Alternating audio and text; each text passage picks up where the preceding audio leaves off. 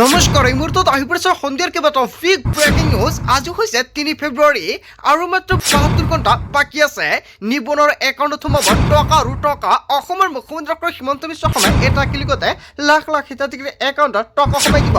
অৰুণোদয়ৰ প্ৰতিজন হিতাধিকাৰীৰ বেংক একাউণ্টত ১২৫০ টকাৰ পৰিৱৰ্তে ৪টা কিস্তি ৫,০০০ টকা প্ৰদান কৰিব। PM কিষাণৰ প্ৰতিজন হিতাধিকাৰীৰ বেংক একাউণ্টত ২,০০০ টকা পাবলৈ এই দুটা গুৰুত্বপূৰ্ণ কাম কৰক, অন্যথা আপুনি PM কিষাণৰ ২২ কিস্তিৰ পৰা বঞ্চিত হ'ব। যিসকলে ৰেচন কাৰ্ড আছে নতুন নিয়মেৰে ৰেচনৰ চাউল সংগ্ৰহ কৰিব লাগিব, অন্যথা আপুনি ৰেচনৰ চাউল সংগ্ৰহ কৰিব নোৱাৰিব। মুখ্যমন্ত্ৰী ডক্টৰ হিমন্ত বিশ্ব শৰ্মাই বৃহৎ ঘোষণা কৰিছে। লগতে কেইবাটাও ৰাজনৈতিক খবৰৰ লগতে অৰাজনৈতিক খবৰ যুগুত কৰা হৈছে। আজিৰ দিনটোত গোটেই অসম তথা ভাৰতৰ বিভিন্ন প্ৰান্তৰ পৰা যুগুত হৈছে কেইবাটাও ডাঙৰ খবৰ। এনেবোৰ খবৰ নিতৌ পাই থাকিবলৈ চেনেলটি ছাবস্ক্ৰাইব কৰি ভিডিঅ'ৰ লাইক কৰিবলৈ নাপাহৰিব।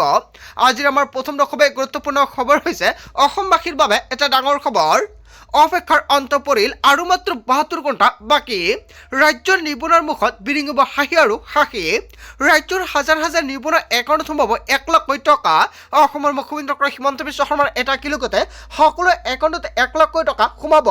এইমাত্ৰ অসমৰ মুখ্যমন্ত্ৰী ডক্টৰ হিমন্ত বিশ্ব শৰ্মাই কৰিলে বৃহৎ ঘোষণা। সাজু হৈছে হিতাধিকাৰীৰ তালিকা। ৭৫,০০০ যুৱকে পাব চৰকাৰৰ ২ লাখ কোটি টকা। ৬ ফেব্ৰুৱাৰীত চৰকাৰে দিব ১ লাখ কোটি টকা।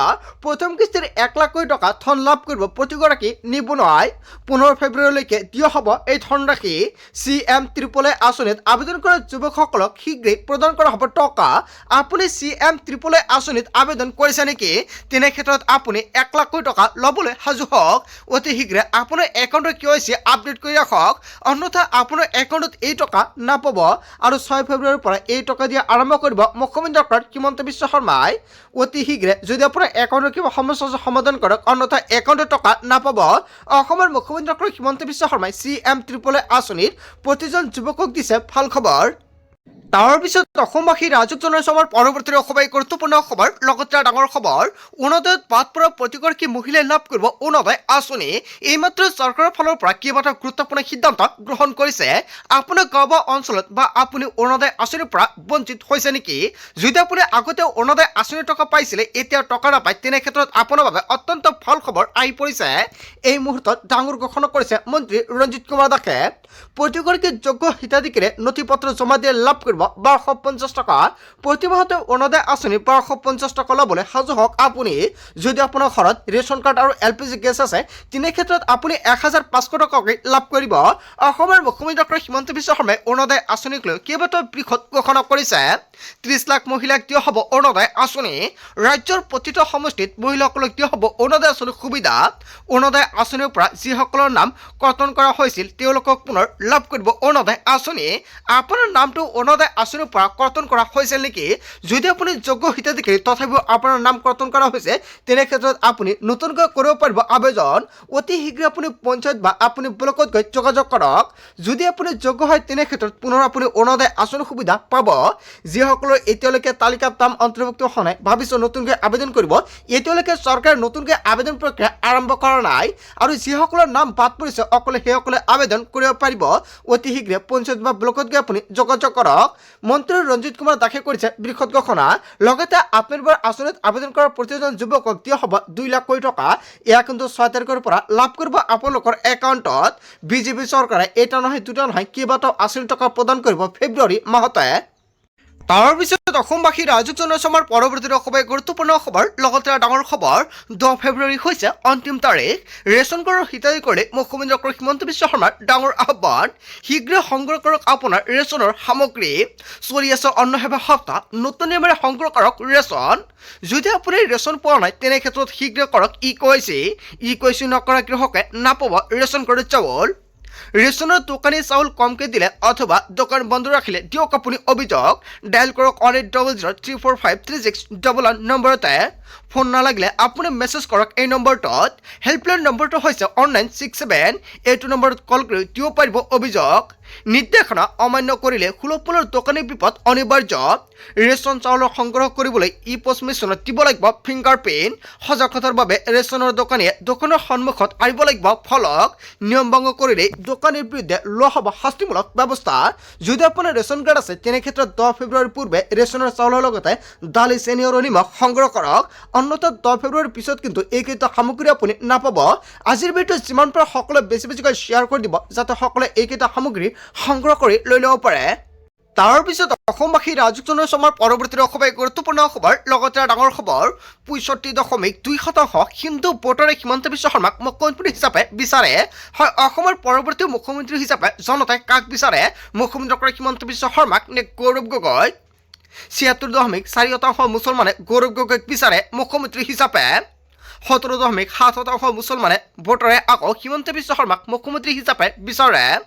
22.7% হিন্দু ভোটাৰে গৌৰৱ গগৈক বিচাৰে মুখ্যমন্ত্ৰী হিচাপে মুছলমান প্ৰধান অঞ্চলত কংগ্ৰেছৰ জনপ্ৰিয়তা অধিক আৰু বিজেপি মিত্ৰজোঁটে পাব 50.2% ভোট কেৱল এয়াই নহয় কংগ্ৰেছে পাব 44% ভোট 67.1% হিন্দু ভোটাৰৰ প্ৰথম পচন্দ বিজেপি মুছলমান প্ৰধান অঞ্চলত কংগ্ৰেছে পাব 78.5% ভোট আৰু কেৱল এয়াই নহয় মুছলমান অধ্যুষিত অঞ্চলত 18.5% পচন্দ হৈছে বিজেপি মাত্ৰ 22.7% হিন্দু ভোটাৰে গৌৰৱ গগৈক বিচাৰে চিএম পদত India Today C voter mood of the নেশ্যনৰ সমীক্ষাত ডাঙৰ তথ্য প্ৰকাশ পাইছে 50.2% ভোট লাভ কৰিব বিজেপি মিত্ৰজোঁট এতিয়া জনতাই কি ক'ব 2026ত অসমৰ মুখ্যমন্ত্ৰী হিমন্ত বিশ্ব শৰ্মাক মুখ্যমন্ত্ৰী হিচাপে বিচাৰে নে গৌৰৱ গগৈক বিচাৰে জনতাৰ মন্তব্য নিশ্চয় কমেণ্ট কৰি জনাই দিব আৰু আজিৰ ভিডিঅ' যিমান পাৰে সকলোৱে বেছিকৈ শ্বেয়াৰ কৰক তাৰ পিছত অসমবাসী ৰাজকীয় সমাৰ পৰৱৰ্তী অসমে গুৰুত্বপূৰ্ণ খবৰ লগতে ডাঙৰ খবৰ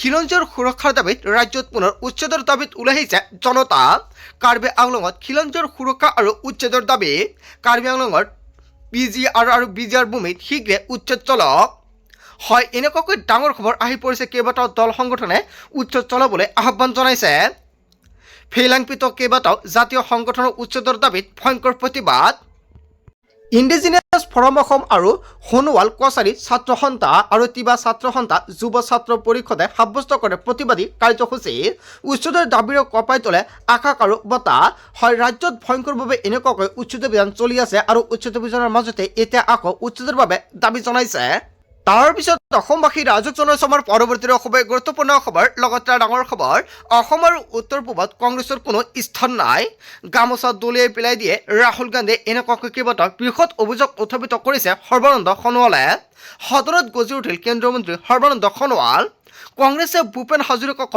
অপমান কৰিলে ভূপেন হাজৰিকাক বিজেপি চৰকাৰেহে ভাৰত ৰত্ন দিলে কংগ্ৰেছৰ কলা ইতিহাস ভয়ংকৰ কংগ্ৰেছে উত্তৰ পূবক কেৱল অৱহেলা কৰিছিল আৰু অসম আৰু উত্তৰ পূবক কেৱল মোদীয়ে সন্মান দিলে হয় সৰ্বানন্দ সোণোৱালে যিটো মন্তব্য কৰিছে জনতাই কি ক'ব আচলতে কংগ্ৰেছে উত্তৰ পূবক কেৱল অৱহেলা কৰিছিল নেকি আৰু অসম আৰু উত্তৰ পূবক কেৱল মোদীয়ে সন্মান দিলে নেকি জনতাৰ মন্তব্যটো নিশ্চয় কমেণ্ট কৰি জনাই দিব উত্তৰ পূবৰ সংস্কৃতিক সন্মান দিলে প্ৰধানমন্ত্ৰী নৰেন্দ্ৰ মোদীয়ে উত্তৰ পূবৰ বিকাশ হ'লেহে দেশৰ বিকাশ হ'ব প্ৰধানমন্ত্ৰী নৰেন্দ্ৰ মোদীক নিজৰ বুলি ভাবে উত্তৰ পূবৰ জনতাই দেশৰ আটাইতকৈ প্ৰিয় নেতা এতিয়া নৰেন্দ্ৰ মোদী এনেকুৱাকৈ উদ্ধত ভাষণ সৰ্বানন্দ সোণোৱালে যিটো ভাষণ দিছে জনতাই কি ক'ব জনতাৰ মন্তব্যটো নিশ্চয় কমেণ্ট কৰি জনাই দিব তাৰ পিছত অসমবাসী ৰাজকীয় সমাৰ পৰৱৰ্তী অসমে গুৰুত্বপূৰ্ণ খবৰ লগতে ডাঙৰ খবৰ চুৰে ডকাইতি কৰি থন কৰিছে ৰকিবুল হুছেইনে দুখীয়াৰ ধন আত্মসাৎ কৰি সম্পত্তি কৰিছে ৰকিবুলে মৌলানা বদৰুদ্দিন আজমলে কেইবাটাও বৃহৎ অভিযোগ উত্থাপিত কৰিছে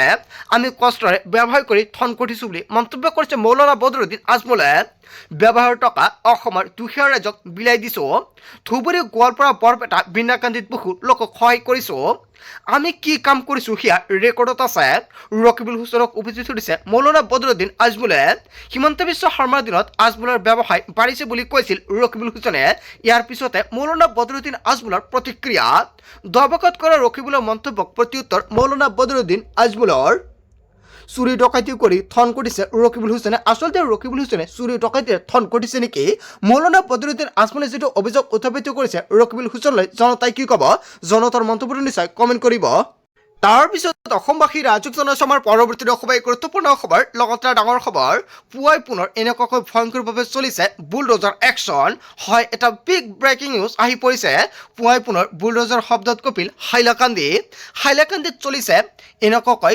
বৰাকৰ সৰ্ববৃহৎ উচ্ছেদ অভিযান হাইলাকান্দিত দ্বিতীয় দিনা অব্যাহত উচ্ছেদ অভিযান চলা এলেকাৰ সকলো বিদ্যালয় বন্ধ ঘোষণা কৰিছে প্ৰশাসনৰ ফালৰ পৰা হাইলাকান্দিৰ গাৰমুৰা বনাঞ্চলত উচ্ছেদৰ অভিযান দামচেৰা এলেকাৰ 1, 2 আৰু 3 আৰু 4 নম্বৰ ছেক্টৰত অভিযান চলাইছে জিলা প্ৰশাসন আৰু বন বিভাগে যৌথভাৱে চলাইছে উচ্ছেদ অভিযান গাৰমুৰা বনাঞ্চলৰ 2800 বিঘা ভূমি বেদখলমুক্তৰ লক্ষ্য 35খন এক্সকেভেটৰ আৰু 1500ৰো অধিক নিৰাপত্তাৰক্ষীৰ আৰু সমৰসজ্জা এইফালৰ পৰা ধ্বংস কৰি দিয়া হ'ল বেদখলকাৰীৰ ঘৰ ধ্বংস কৰা হ'ল বৃহৎ তামোলৰ বাগিচা পুৱাই পুনৰ বুলডোজাৰ শব্দত কঁপি উঠিল হাইলাকান্দি তাৰ পিছত অসমবাসী ৰাইজক জনাইছো আমাৰ পৰৱৰ্তী খুবেই গুৰুত্বপূৰ্ণ খবৰ লগতে ডাঙৰ খবৰ মেঘ ভয় নকৰে অসমৰ মুখ্যমন্ত্ৰী ডক্টৰ হিমন্ত বিশ্ব শৰ্মাই পুনৰ অসমৰ মুখ্যমন্ত্ৰী ডক্টৰ হিমন্ত বিশ্ব শৰ্মাৰ মুখত বিশেষ মন্তব্য দিল্লীত মুখ্যমন্ত্ৰীৰ বিৰুদ্ধে গোচৰ হৰ্ষমণ্ডলৰ আৰু ঘৃণামূলক ভাষণৰ বাবে গোচৰ সমাজকৰ্মী মণ্ডলৰ